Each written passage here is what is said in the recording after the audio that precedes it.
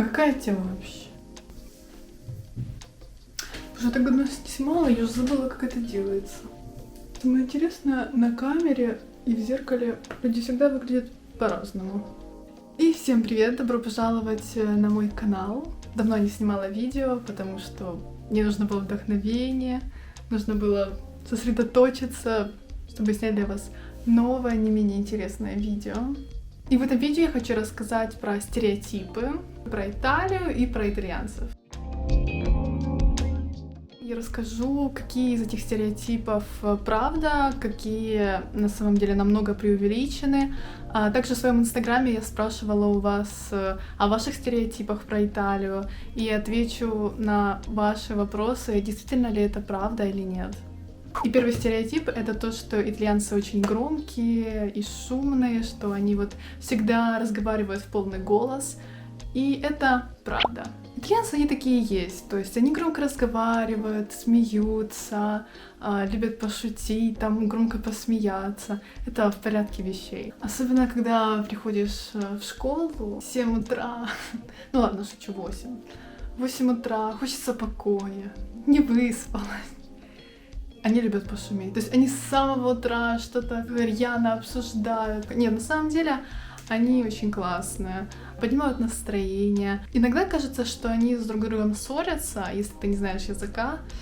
Поначалу первое время так и было, то есть человек просто рассказывал про что-то, что ему нравится, а ты думал, что они ругаются? Нет, они просто так общаются. Я лично думаю, что это еще связано с языком. Для того, чтобы правильно понимать значение слов, все окончания, нужно произносить все очень четко. Как в русском или как в английском, окончание глотать нельзя. Это тоже играет немаловажную роль. И второй стереотип — это то, что итальянцы едят только пиццу или пасту. Ну, это не совсем так, но почти. Ну, самопонимание, только пиццу и пасту, правда? Мы же в Украине не только борщ едим и узвар пьем, да? Ну, то есть у них есть очень много блюд.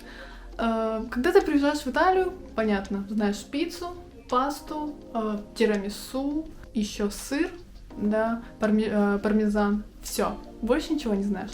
Но оказывается, тут просто целый мир еды, много других традиционных блюд. Но если мы говорим про пиццу и пасту, то они действительно едят их очень часто. Здесь одной пасты видов 300. Я уже не говорю как бы про пиццу, да. Я спрашивала у своих знакомых, у своих одноклассников, многие едят пасту каждый день. То есть, как вы по себе представляете, например, обед? Вы приходите домой или где-то на работе, и вы едите там разную еду. Пюрешечку с картошкой, пюрешечку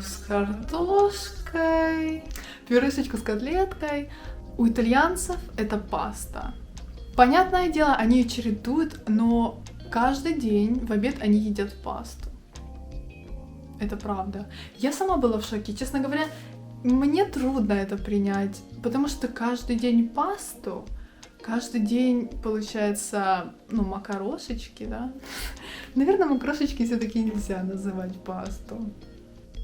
Хотя, ну, макарошечки так звучит как-то по-домашнему. А паста изысканна. Мне бы на самом деле надоело. Пиццу они тоже едят, они любят пиццу. Не так часто, наверное, как пасту, но пасту они едят очень много. Боже, каждый день паста. Нет, ну они разные, конечно, едят. Нет, мне бы надоело. И третий стереотип — это то, что они много жестикулируют. Я, как человек, который много жестикулирует, прекрасно их в этом понимаю. Однако вот в итальянцах это имеет особое значение. Те движения, которые делают они руками, они что-то значат. То есть определенного жеста есть какое-то свое значение. То есть это не просто так, что вы что-то рассказываете, вот так вот ваши руки плавно двигаются. Нет.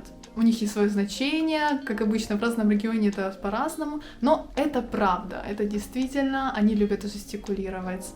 Очень популярно, все знают итальянцев по вот этому вот движению. По вот этому, вот, просто итальянец, вот это движение, и типа «мамма мия», ну вот как-то так. Наверное, скорее всего, итальянцы в представлении всех иностранцев. Ну, не могу сказать, что это так и есть. Вот этого движения они не делают так часто, как хотелось бы, не так часто. Его значение просто совершенно другое. Они не делают его каждый раз, когда они разговаривают. Они его делают только тогда, когда они не согласны с чем-то.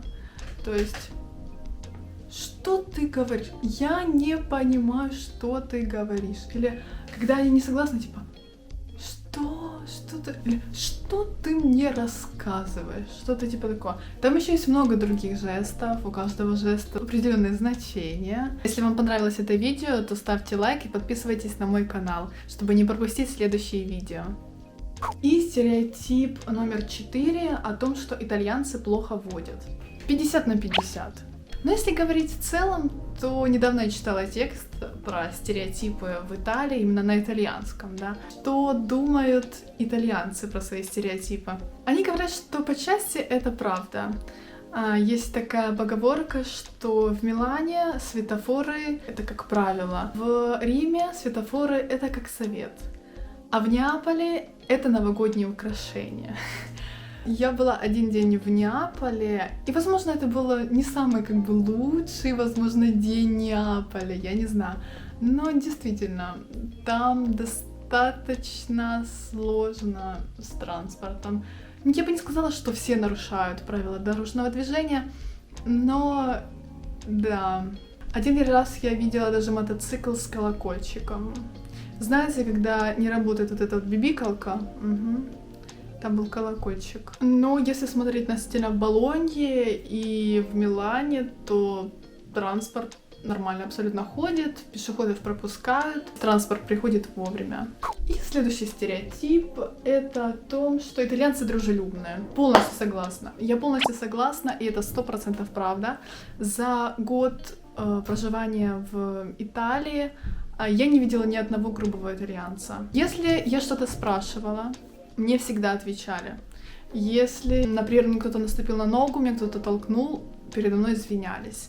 То есть итальянцы очень дружелюбные, они готовы помочь. И, даже когда они видят, что ты иностранка, иногда меня не раскусывают. Раскусывают? Кассиры в супермаркете иногда все-таки понимают, что я иностранка, особенно наш соседний Кооп. Я все время хожу, меня уже там все знают, и они уже, в принципе, понимают, что я иностранка. Но вот если я говорю на итальянском, они мне говорят на итальянском. Но вот если я у них уже что-то переспрашиваю, они мне отвечают на английском. Они всегда рады помочь, даже если ты не знаешь язык, но они видят, что ты пытаешься учить язык, с радостью помогут, тебе подскажут все. Я думаю, что они ценят то, что ты учишь их язык, потому что, если честно, итальянский не самый распространенный в изучении язык. На итальянском разговаривают в Италии и, как я знаю, еще в Швейцарии. И мои одноклассники, они тоже очень дружелюбные люди, очень веселые. 6-й стереотип — это что итальянцы очень любят футбол. Это правда. Они его любят. Не все, конечно, как и всегда. Но большинство являются огромными фанатами футбола. Я ни разу не слышала про другие виды спорта в Италии. Ну, кроме как на уроке физкультуры, понятное дело. Но очень много людей разговаривают про футбол, очень много новостей про футбол, очень много вырезок с футбольных матчей, постоянные споры насчет того, какая команда лучше. Футбол — это неотъемлемая часть Италии. Дальше я поотвечаю на ваши вопросы. Первые, все очень смуглые и темненькие. Ну, я не могу сказать, что все итальянцы смуглые, кучерявые, с черными волосами. Это не всегда правда. Зависит от того, где они живут. Потому что, например, на севере Италии люди высокие, не обязательно темненькие, бывают и блондины с голубыми глазами, но чем ниже опускаешься, тем люди становятся ниже и, скорее, темнее по волосам, так и смугленькие более.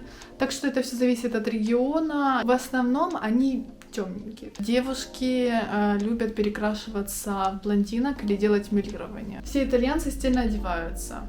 Я не могу говорить за всех итальянцев, но определенное чувство стиля у них есть. Если мы говорим про Милан, в В центре Милана очень много модников. Можно встретить очень много людей, хорошо одетых, в брендовой одежде. Чем дальше от Милана, тем за модой не так следят, но это не значит, что они плохо одеваются. Они обычно следят за своим внешним видом. И я говорю сейчас не только про молодежь. Если погулять по Болонье, то можно увидеть на самом деле очень много пожилых людей в возрасте, людей средних лет, которые одеваются очень стильно, особенно осенью, красивые плащи. Я когда-то видела мужчину уже такого седого возрасте, у него такая трубка, на трубке еще что-то вырезблено, он в шляпе и в таком зеленом пальто, очень красиво. Так, следующий, у всех мужчин усы.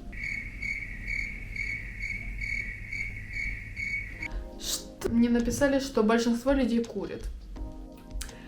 Это 100% правда. Я не знаю, возможно, в Украине я не так обращала внимание, сколько людей курит, но в Италии очень многие курят.